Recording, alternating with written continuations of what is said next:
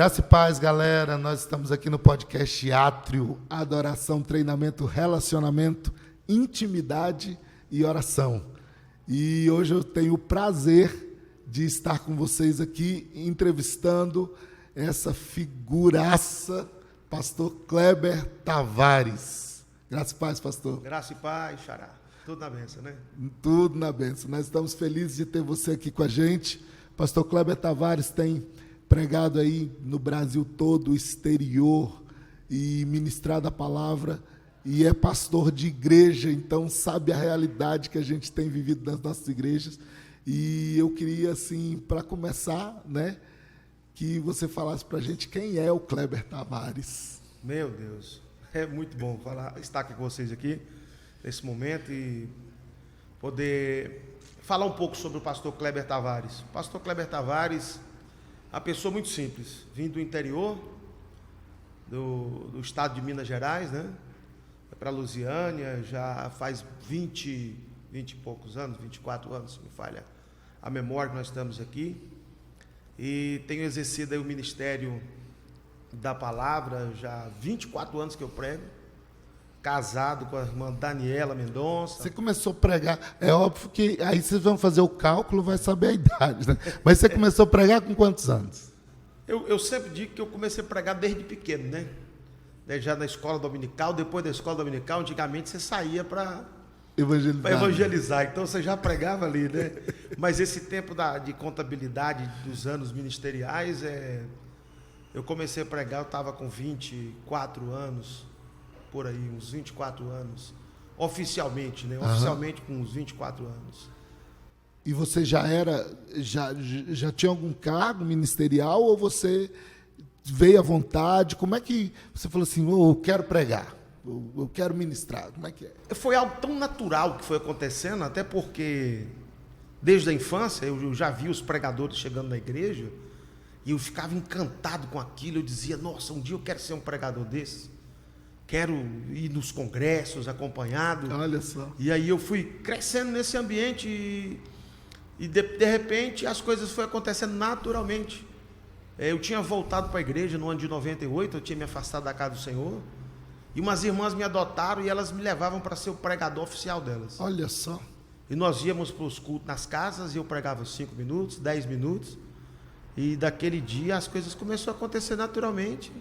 Quando me vi, já estava pregando. Quem foi, assim, aquele pregador que você olhou assim e falou assim, esse é o cara, isso no começo, assim, que te influenciou muito, assim? Teve algum, assim, que te influenciou bastante? Teve vários, assim, que a gente se encantava. Por exemplo, quando jovem, eu já me encantava em ouvir, na verdade a gente nem via, na minha época não tinha vídeos, essas coisas, Napoleão Falcão. Você ouvia Napoleão Falcão. E daí você começava a ouvir falar de Gesiel Gomes e N pregadores mais. E agora, quando começou essa questão da visualização, sem dúvida alguma, você vê o Marcos Feliciano influenciou uma geração inteira, né? E Vanderlei Carceliano, toda aquela linha de pregadores cheios do Espírito Santo, contagiava a gente, né? Você ficava, verdade. E Decaso Takayama, e por aí vai, a lista é grande. Eu né? fui muito influenciado por, principalmente, Takayama e Gesiel. Gesiel Gomes, uma das experiências mais fantásticas da minha infância, adolescência, foi vendo o Gesiel ministrar, né? Ele estava pregando em Anápolis e o Gesiel era bem rígido, né? Quando ele estava pregando, não gostava de barulho e tal, né? E aí, de repente, uma criança estava uns 3 bancos à frente de onde eu estava com a minha mãe, e essa criança começou a gritar, e incomodou o Gesiel. E aí o pastor Gesiel parou a pregação e falou assim, eu queria pedir a essa mãe para controlar essa criança e tal. E aí a mãe começou a chorar e falou assim, pastor, não tem como. Ele, como não tem como? Aí ele falou assim, o meu filho era surdo. E ele começou a ouvir. Meu Deus. Agora. Cara, eu assim, que forte. Eu com 11 anos de idade, eu falei, caramba! Eram homens realmente cheios do Espírito Santo que influenciaram a gente, né? Verdade. Influenciaram uma geração, né? Verdade. Aí você começa a pregar nas casas. Comecei pregando nas casas, De repente começou a surgir os convites nas pequenas congregações, né? Amigos começou a ver o potencial, e daí a gente começou a levar a palavra por convites, e foi acontecendo naturalmente. E eu ouvi já na área da música, surge muito as críticas, né? Ah, você não é bom, você não dá conta, você é isso, você é aquilo, né? Para te desestabilizar, certo? Verdade. Isso aconteceu com você também pregando? Ou não? Você sempre foi muito, te colocaram muito para cima? Graças a Deus, nessa área, pelo menos diretamente comigo, as pessoas não manifestavam esse tipo de crítica. Não, eu não tive assim, graças a Deus não. Só se for nos bastidores, alguém falando por fora. Mas você não ficou sabendo. É, que eu não fiquei sabendo. Mas com certeza deve ter alguém que disse, isso aí não vai muito longe, né? E qual foi a experiência que você teve assim que te marcou no começo do seu ministério? Algo assim que você falou, realmente eu estou no caminho certo. Você lembra de alguma situação assim que aconteceu, que te marcou assim? Um lugar que você ministrou, uma igreja que você ministrou?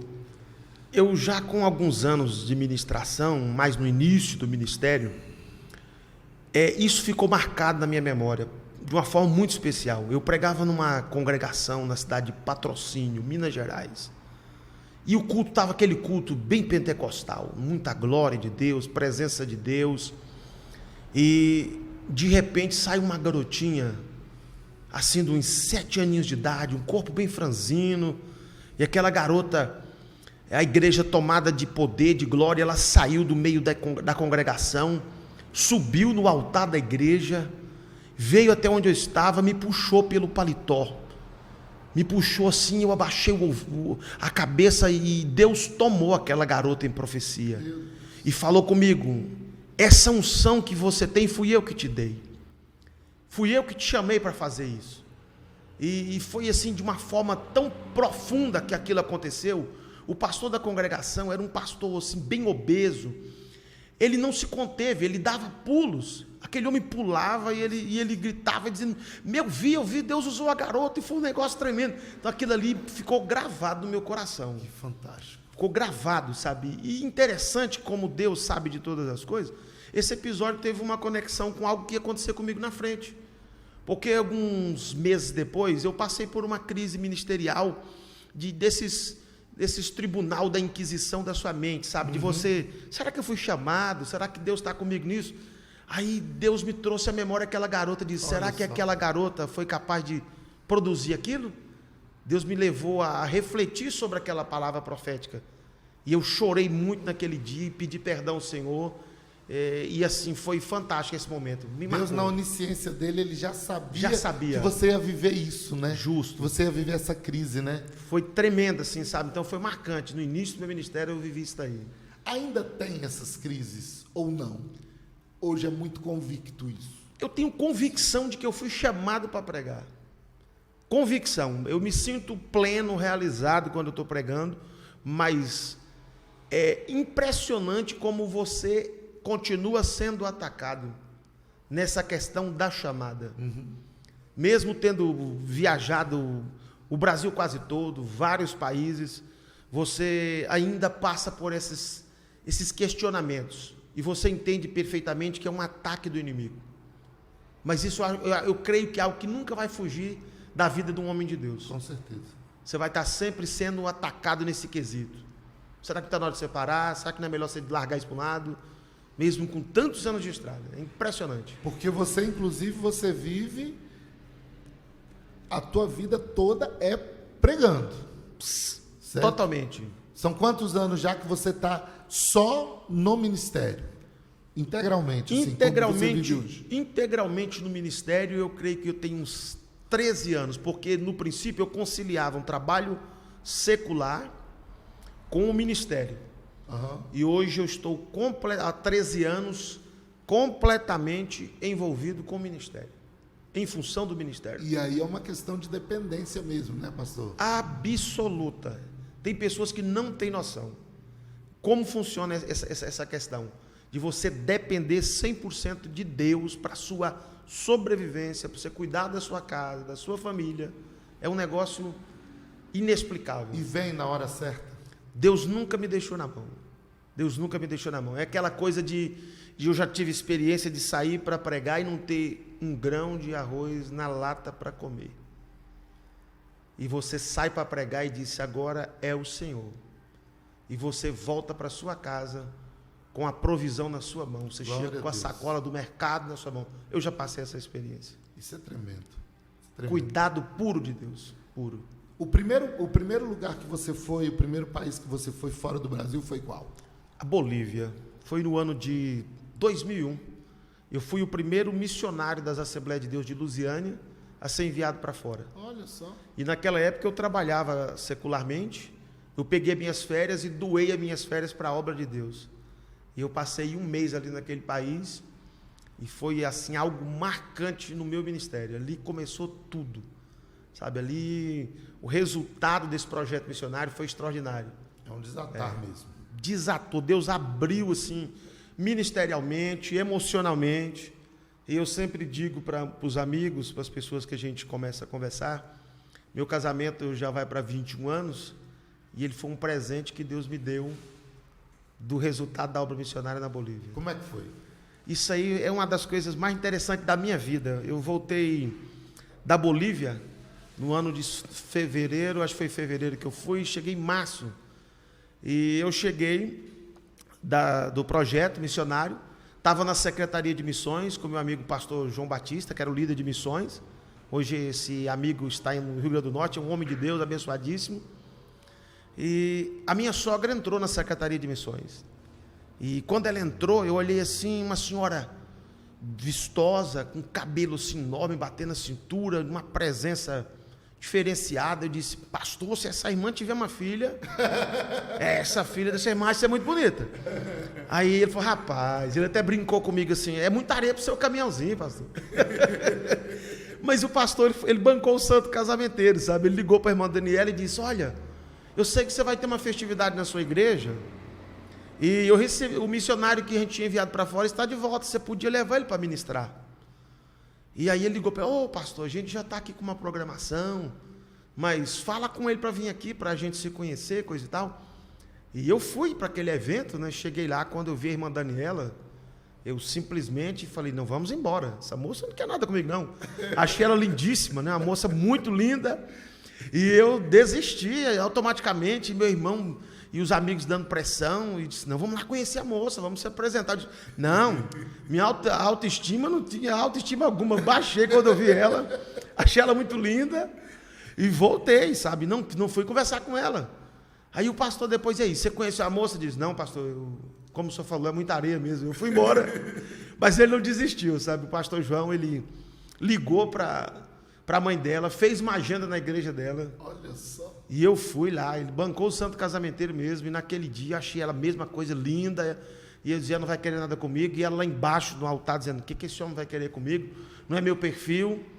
Resumindo a história, a gente se conheceu, namorou, noivou e casou em 9 meses. 9 meses? 9 meses. Nossa, foi muito rápido. Muito rápido. E a gente vai fazer 21 anos de casado agora, dia 8 de dezembro. São quantos filhos? 2 filhas. A Júlia tem 18 anos e a Sofia está com 13 anos. Que tremendo, que bacana.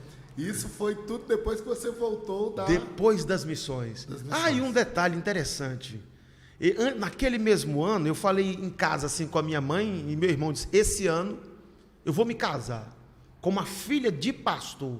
Olha, do cabelo grande batendo na cintura. Minha mãe deu risada. Meu filho, nem namorada você tem? Como é que você vai fazer isso?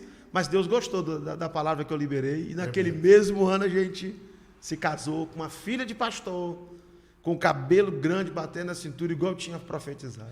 Kleber, a gente tem uma coisa que eu falo e pergunto muito para todo mundo que eu posso conversar aqui no podcast. Porque uma palavra profética como essa, que você declara, vai acontecer assim, uma provisão, como você tem contado, é coisa sobrenatural mesmo. E aí eu faço uma pergunta para você. Você acha que a igreja tem se tornado terrena demais? Tem deixado de crer mesmo que Deus realiza de forma sobrenatural na vida da gente? Eu tenho convicção disso. Na sua quase totalidade. A maioria daqueles que professam ser cristãos hoje dizem uma coisa, mas na realidade vivem outra. Nós dizemos que cremos, que Deus pode fazer, que Deus vai realizar, mas isso é muito superficial. A maioria não tem se debruçado no poder que há nas palavras, né? E Provérbios já dizia que as nossas palavras podem ser vida ou morte, elas podem ser um doce ou um veneno. E tem muita gente que não tem essa convicção de tomar posse, de se apropriar do poder da palavra, né? De profetizar a palavra de Deus, não dando ordens a Deus, mas tomando posse do poder que há na palavra no nome de Jesus. E a igreja ela está cada dia mais terrena. A gente congrega, nós temos excelentes louvores, excelentes oradores da palavra, mas a igreja precisa voltar para o mover do sobrenatural de Deus, né? Porque a palavra já é muito clara, Ele é o mesmo ontem, hoje e eternamente. O nosso Deus continua fazendo espasmos, né? Sim. Acontece aqui e aí pronto. Às vezes também porque falta vida com Deus, né? Vida diária. Esse é o cerne da questão, eu creio. Estamos assim, vamos dizer, rasos, né? Você vê a visão de Ezequiel, o convite é entrar cada vez mais na água, né? A ponto de você não poder mais caminhar, mas você ter que nadar nesse rio do Espírito, né? Então a igreja precisa mergulhar na vida devocional, na vida prática, né? Se entregar de fato aquilo que nós professamos crer, né? Com certeza. A gente vive uma vida meio superficial demais, né? A gente não entra, não mergulha, e às vezes porque não crê, né? Porque não crê. Porque não crê que Deus vai poder fazer, que nós vamos poder viver algo diferente, né? Isso. Em Deus, né? Quando você acho que foi na penúltima vez que a gente se encontrou, você falou da ida aos Estados Unidos. Não foi? Você esteve ministrando lá. Sim. Certo? Como é que foi? Como é que surgiu o convite e como é que foi? O que você fala de inglês? Meu inglês é para comer, né? Hot dog. É para comer, né? Assim, tem uma certa noção. Fome eu não passo, né? Mas a fluência na língua eu não tenho, embora eu já viaje há tanto tempo. E por misericórdia de Deus, Deus já me levou algumas vezes nos Estados Unidos. Mas tudo começou assim, já com promessas. Na verdade, a minha vida é toda cheia de promessas. E eu sempre fui aquela pessoa de crer nas promessas de Deus. Se Deus falar comigo, olha, vai chover canivete, eu procuro uma marquise, porque vai chover canivete. E Deus vinha sempre falando comigo, e Deus coloca pessoas no seu caminho. Na vida isso é um mistério. Igual eu estou aqui conversando contigo, e tudo isso aqui é um propósito. As pessoas que vão assistir isso aqui depois têm um propósito ordinário nessa nossa conversa, de edificação, de restauração de sonhos das pessoas, né? Então continue crendo, você vai ver o que Deus vai fazer na sua vida. E uma promessa que Deus falou que ia levantar pessoas, enfim, apareceu um amigo na minha vida, um pastor, e ele sempre dizia, eu vou te levar para os Estados Unidos, e vai dar tudo certo, você tira o seu visto. E eu já viajava para a Europa, alguns países da Europa, mas a América era um sonho, essa coisa toda. E interessante que a Bíblia ela é perfeita, sempre fala sobre o tempo, né? E eu tive algumas frustrações, porque era para mim ter ido morar lá, quando surgiu aquela guerra do Iraque, aí o projeto desabou, depois surgiu uma oportunidade de ir, as coisas não davam mais certo, e quando eu estava assim meio desacreditado, esse amigo falou assim, ó, chegou a hora da gente ir para os Estados Unidos. E pastor Jonas, um amigo, pastor da cidade de Araguari, um homem de Deus, e foi da seguinte forma, a primeira vez que eu fui, ele era o palestrante do evento, com 2 horários, e disse, eu vou te dar um horário, vou levar você comigo, vou pedir permissão, pastor, você vai ficar do meu lado, você vai hospedar comigo. E ele foi o canal de Deus na minha vida. E ele me levou para aquele evento e me cedeu um dos seus horários. E ali foi algo assim extraordinário. Deus abriu o céu, colocou um amor extraordinário no coração dos anfitriões daquela igreja. E naquele evento estava ministrando o pastor Genival Bento. que é conhecidíssimo, um pregador de nome no país, e foi assim uma conexão muito forte aquilo ali, sabe? Então foi uma promessa que se cumpriu na minha vida. Uma coisa que eu tenho percebido você falou que no começo do seu ministério, quando você volta para Jesus, umas irmãs te adotaram. Sim. Aí depois você citou que o pastor, né, líder do departamento de missões da igreja, ele foi como um santo casamenteiro. Sim. Né? Te abençoa. Aí agora você citou que o pastor Jonas te leva para os Estados Unidos. Deus sempre colocou do seu lado as pessoas certas para poderem te abençoar. Não é verdade? Verdade. Certo? E aí entra a questão, porque um dos problemas que às vezes a gente enfrenta, eu até ministrei isso ontem no nosso culto, certo? Essa questão de você querer caminhar sem relacionamento, sem ter pessoas do seu lado, você querer fazer tudo sozinho, fazer tudo. Como é que você vê essa questão? Porque parece que na sua vida sempre teve alguém que foi o canal Perfeito. de bênção de Deus, né, para você.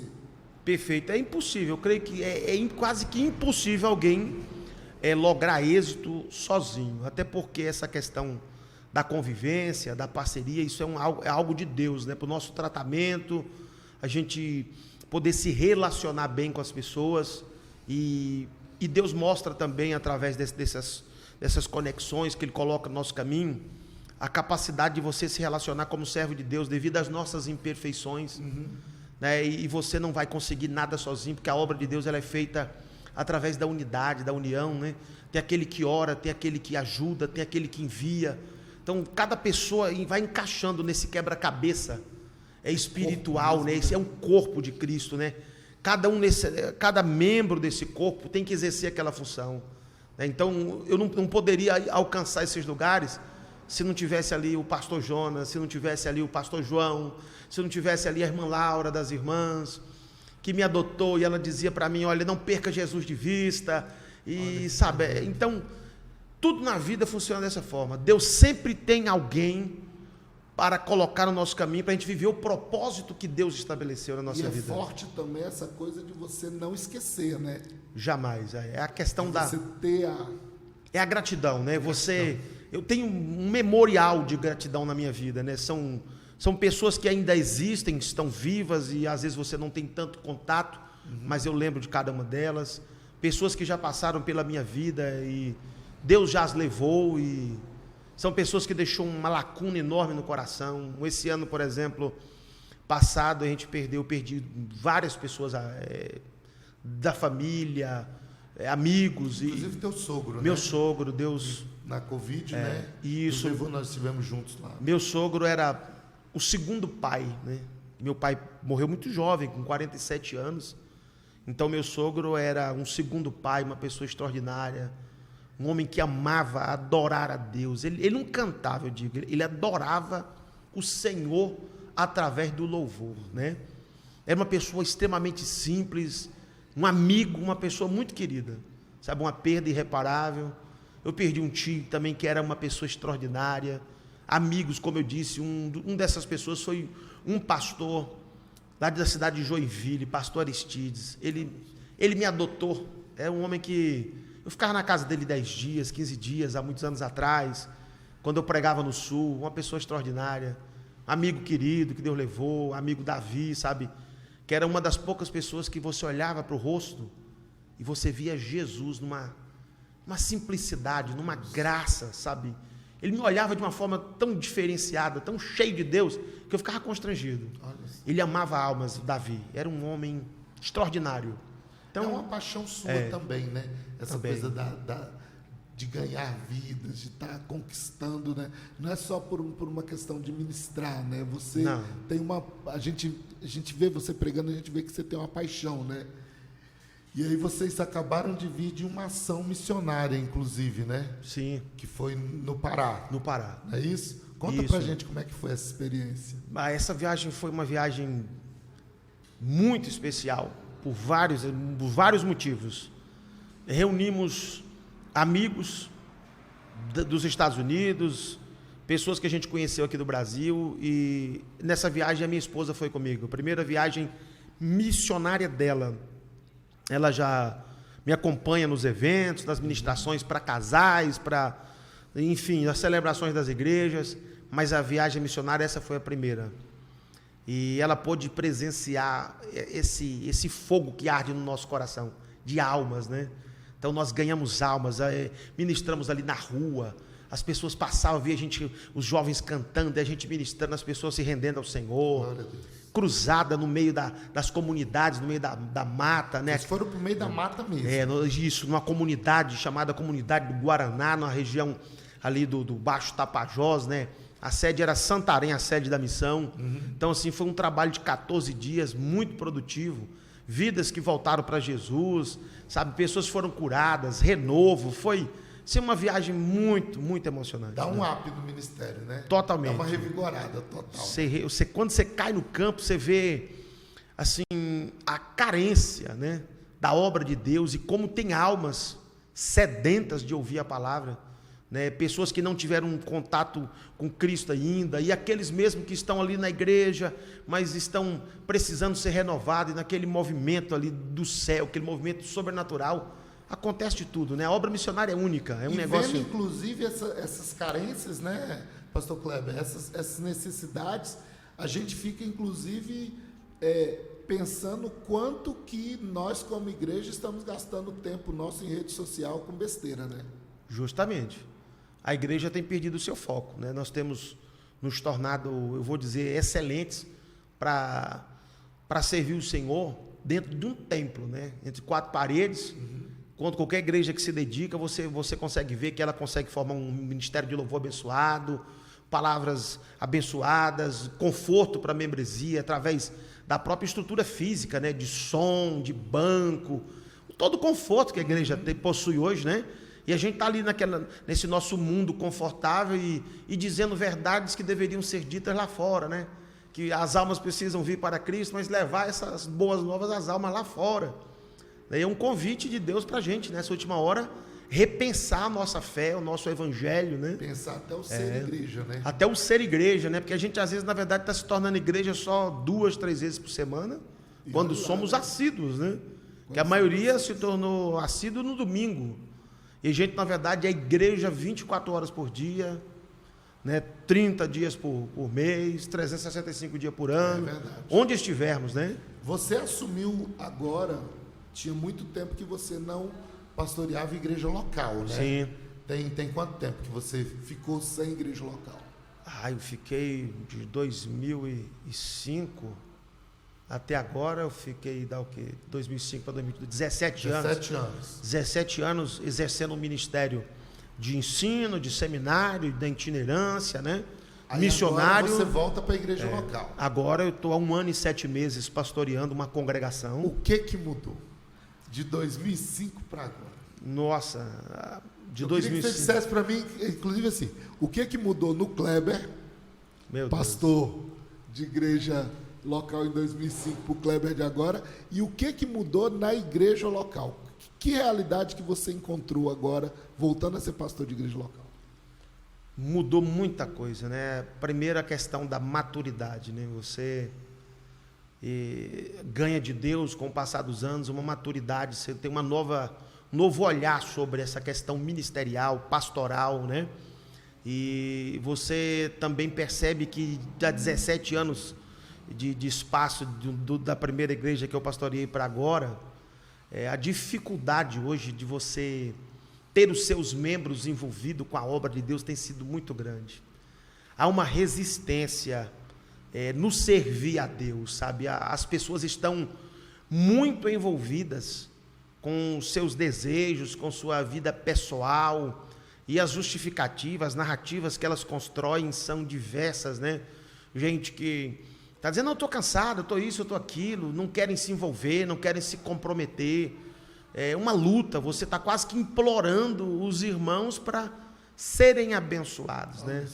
Você prepara ali mensagens poderosas, ensinos, série de ensinos, e as pessoas têm dificuldade de ir à igreja, sentar ali 1h30 e ouvir a palavra.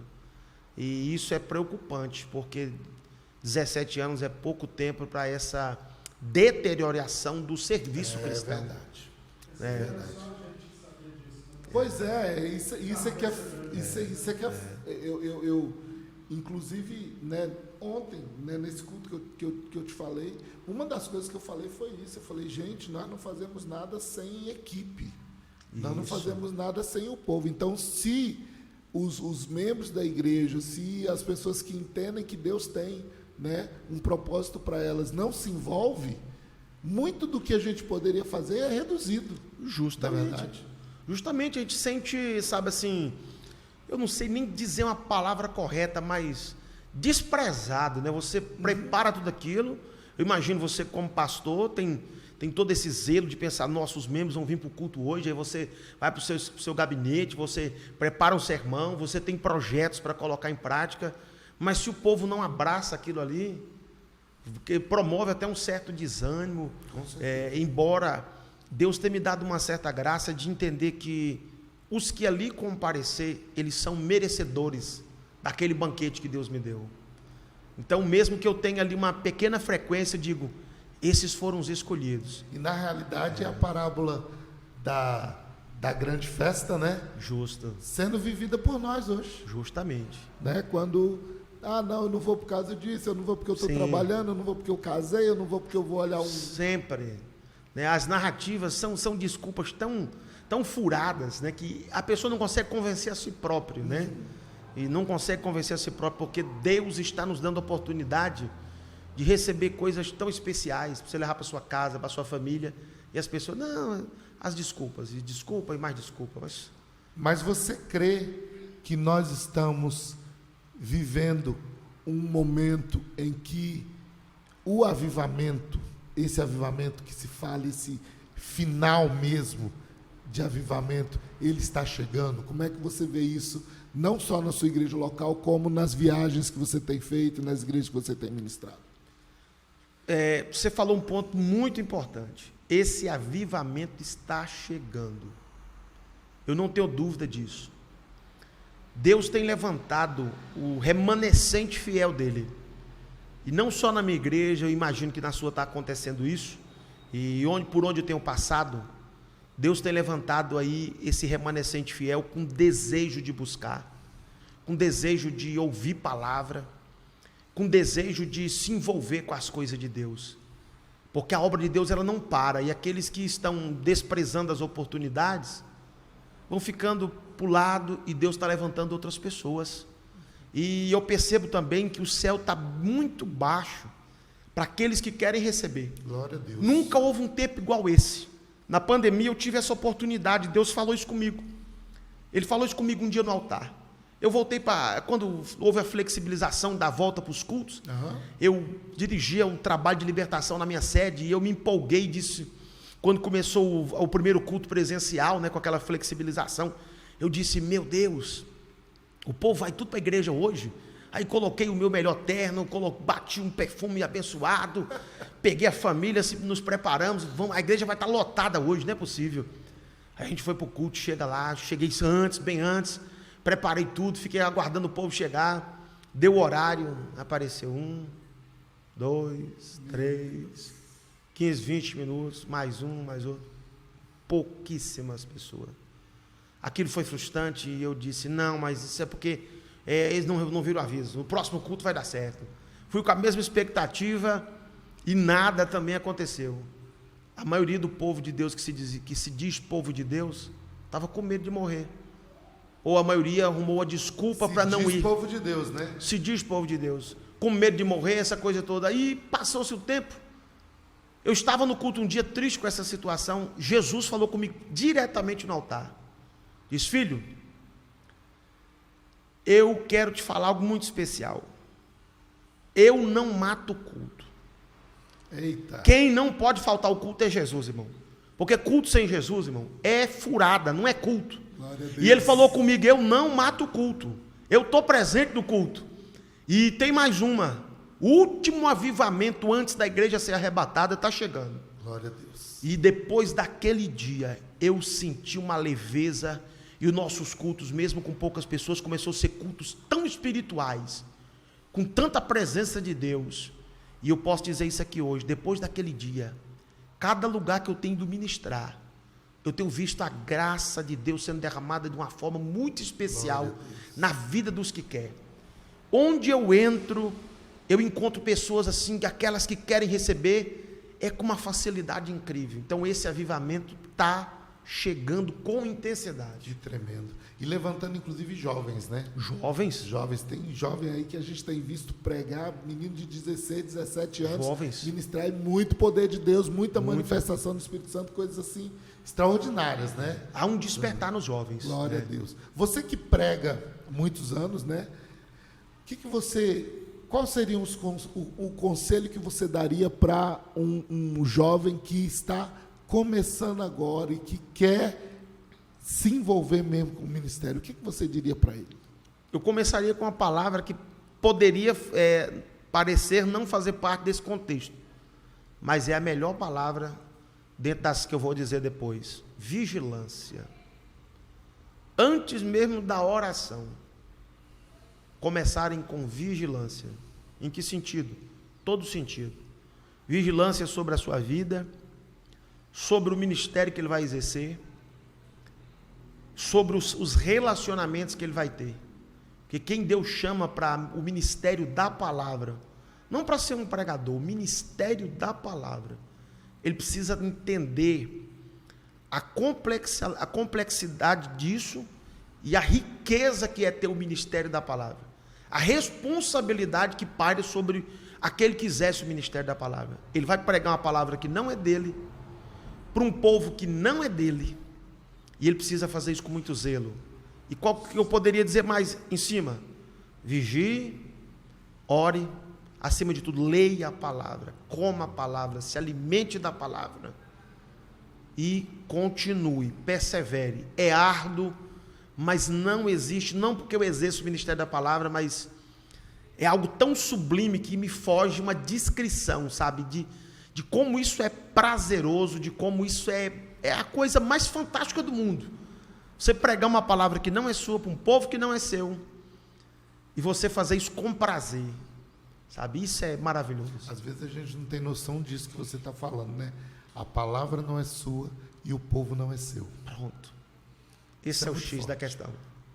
Isso é muito forte. Eu subo no altar, eu digo para você, tremendo. Com 24 anos, eu tenho um respeito enorme. Eu já me senti muito ferido no altar por ver o desprezo das pessoas. A ponto de um dia Deus me exortar. Deus falar comigo: filho, eu tenho visto o teu zelo. Tu pode mudar a cabeça de alguém? Eu digo, não. Ele diz, então só prega a minha palavra. É muito sério. Indiferente do tamanho da igreja que eu vou. Quando eu abro a Bíblia, eu digo, isso aqui não é meu, não me pertence, eu nem merecia estar aqui. Esse povo não é meu. Então eu não posso ser leviano, fazer isso de qualquer maneira. Não posso, eu não posso. É muita responsabilidade. É muita responsabilidade. Eu faço com prazer. Com prazer. Muito forte isso.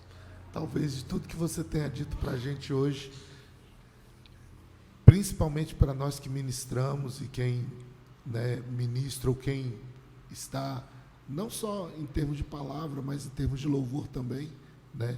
E em termos de cuidado com a obra de Deus, né? O povo não é nosso, a palavra não é nossa, a obra não é nossa. Então nós somos só, como a própria palavra diz, né? Mordomos. Né? Só mordomos. E nós prestaremos conta, né? Eu tenho um zelo, uma preocupação de dizer, eu vou prestar conta diante de Deus. Então eu procuro ser fidedigno, eu luto, eu faço esse exercício constante de quando subir ao altar, não ser omisso com aquilo que Deus me deu. Amém. De não atacar as pessoas, que às vezes o inimigo ele é tão sagaz, ele está dizendo assim, o pastor está jogando essa para alguém, está atacando a fé de alguém, e eu digo para as pessoas, eu não estou pregando a minha ideia, eu não estou pregando o que eu penso, o que eu acho. Quando eu faço isso no altar, eu digo, penso eu, acho eu preciso dar nome àquilo que é o meu pensamento, caso contrário, eu não posso pregar outra coisa. No altar se prega a palavra, não as minhas ideias, não meus pensamentos. Então isso me faz tremer. É por isso que a gente repete isso aqui e bate nessa tecla, porque é muito sério, é muito grave. Não é só autoajuda, né? Não, não é autoajuda. É ajuda de vida. É ajuda do alto. Não é coach, né? Não, não é coach. Né? E o coach é uma benção e tudo, mas Sim. para o altar é a palavra o suficiente. Eu tenho dito isso nas ministrações. Quando a palavra de Deus não é suficiente para saciar a alma de alguém, aquela pessoa precisa voltar aos pés da cruz. Porque a palavra é plena, ela sacia a alma do homem, né? Ela lava a nossa alma, né? É inexplicável o poder da palavra, é inexplicável. Tremendo. Gente, é fantástico ver, assim, o prazer, né, que o pastor Kleber tem em falar da palavra. A gente vê Glória a Deus. essa... Parece que está comendo um prato de pudim de leite condensado. Glória a Deus, glória a Deus.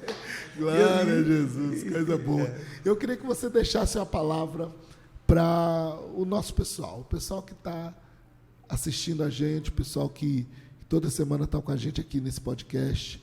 Eu queria que você deixasse uma palavra final para essa igreja que não desistiu de ser igreja. Maravilha. Eu poderia dizer tantas coisas, né? Porque quando você começa a falar das coisas de Deus, seu coração se enche, ele transborda, né? Eu digo, meu coração, Jesus falou, a boca fala daquilo que está cheio o coração, meu coração está cheio da palavra. Então, sabe, você tem vontade de falar e transmitir tudo isso aí. Espera aí um pouquinho. Antes de você falar isso, segura aí. Você tem livros escritos. Sim. Né? São quantos livros? Eu tenho 5 livros escritos. O primeiro que Deus me deu, esse livro, sabe, eu tenho um carinho muito especial por ele. Deus falou comigo que vai ser um best-seller. Como eu não tenho recursos financeiros ainda, então meus livros eu sempre lutei para fazer com pequenas porções, em pequenos lugares, né? Nunca tinha entrado numa editora. E esse livro é interessante, eu preciso falar um pouquinho, rapidinho sobre ele. Pode falar, vamos lá. Porque ele começou com uma mensagem. Deus me deu uma mensagem. Deserto, terreno fértil para milagres. Esse deserto, terreno fértil para milagres virou um livreto pequeno. Esse livreto, Deus ampliou ele, se tornou um livro de 100 páginas. Olha só. E esse livro, ele tem abençoado a vida de milhares de pessoas, que eu tenho esparramado para tudo quanto é lugar esse livro. Quando a gente sempre vai na igreja, o pessoal sempre adquire aquele material, né? Então nós temos deserto, terreno fértil para milagres, vencendo as impossibilidades. Um homem de propósito, foi resultado de uma conferência nos Estados Unidos, esse livro. E Jesus, meu professor, que eu consegui agora lançar numa editora, né? A gente estava até no evento, no acampamento, né? Até que nada mais importe, eu preciso dizer, foi até que nada mais importe, foi tremendo. Foi tremendo o que Deus fez ali. Foi o final ali, sim, eu não participei dos outros dias, mas aquele final ali foi assim, algo maravilhoso do céu, né? Deus falou muito com a gente, né? Então eu tive o prazer de estar lá com esse livro, né? Jesus, meu professor, Lições para a Vida, que é resultado de um comentário de revista da EBD que eu fiz para o Ministério Brasil para Cristo, transformamos no livro. Fui comentarista de a revista Escola Dominical. E o mais recente, está pronto o livro, eu preciso publicá-lo. E eu sei que Deus vai mandar as condições, que é um livro para casais. Estava guardado no meu coração, porque é uma área que eu atuo, né? Eu ministro para casais. E quem casa não pensa, quem pensa não casa.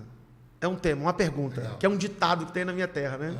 Então, um livro para casais extraordinário. Então, a gente tem 5 livros e estamos aí batalhando nos seminários, com várias temáticas para a família, batalha espiritual, seminário sobre o Espírito Santo.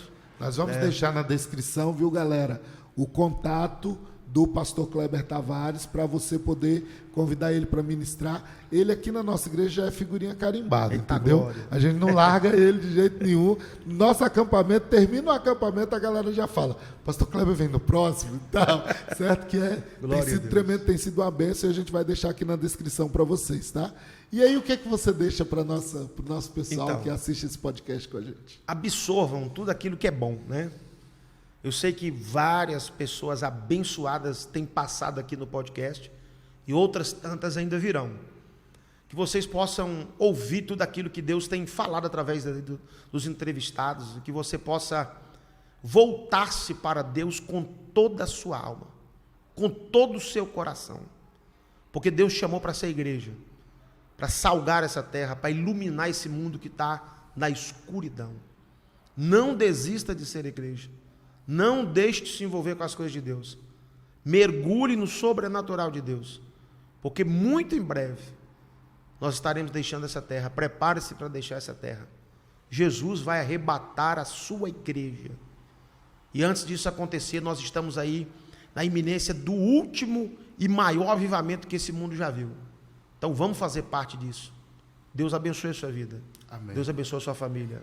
Deus te abençoe, pastor Kleber. Amém, meu nobre. Prazerzão estar aqui, sucesso total. Obrigado. Não perca, tá, os próximos episódios. E que Deus abençoe teu ministério, assim, tremendamente. Amém. Continue te abençoando, abençoando tua igreja local, abençoando a pastora Daniela, suas Amém. filhas. Que Deus possa estar prosperando a cada dia mais vocês. Galera, muito até obrigado. a próxima. E não se esqueça, sirva Jesus com dedicação, com ênfase, com esmero. E o que Deus tem para nós é o melhor dele. Amém? Valeu. Valeu.